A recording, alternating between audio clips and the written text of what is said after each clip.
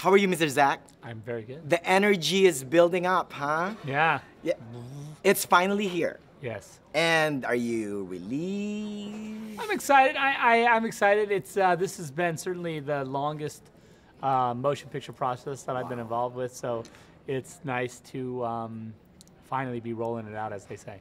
And in an ironic twist, it's also one of your, most realistic movie that you've done. Yeah, absolutely. I think that that's the fun of the movie, is that when I was thinking about how to make the movie, I really wanted to make Superman, you'd feel it. Right. And I knew that. It's funny because everything else, all the other movies I've made are relatively, fantastic concepts, and so the fantastic worlds that they inhabit are pretty obvious. With this, he's a fantastic character, but I really said no. The way Superman is awesome is that if you believe that he's real, right, or you believe the physics of Superman, and so that's really sort of where the whole style of the movie came. Right. Now, so Christopher Nolan co-wrote the film as well.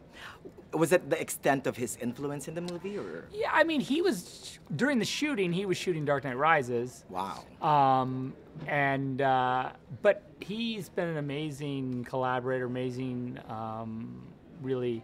I don't know if he wants to be a producer. He's a great director. If he ever wants to produce more movies, he'll be amazing. He's good at that too, by the way. So yeah, really good at, he really was protective of, he wanted really me to make my movie exactly as I wanted. And, that's sometimes difficult in Hollywood and in the world to get your vision straight out there. And he just was really adamant that, and stood by to say, no, this is how it's got to be. You gotta let Zack do it. What's the most challenging aspect of making Man of Steel? The most challenging aspect is sort of that combination of, to me,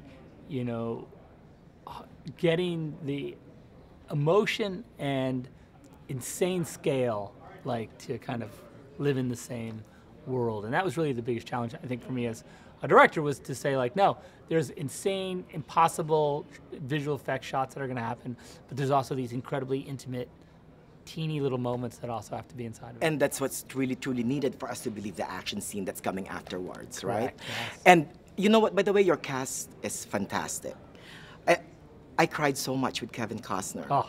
My heart Oh, no, breaks for that. Even Jor-El and the mom. So the cast was such an honor for me to work with, I've always been a huge fan of Kevin's and always a huge fan of Russell's, and to get those two dads to two dads, two planets, one decision. They're just there to say, look, son, we want you to be awesome. Right. Yeah. No, I'm a DC fan. Do you think there's a Justice League that's gonna come up? This is the way I feel, okay. I think that we know that the top of the pyramid of the DC universe is Superman. Right. There's no two ways about it. Right.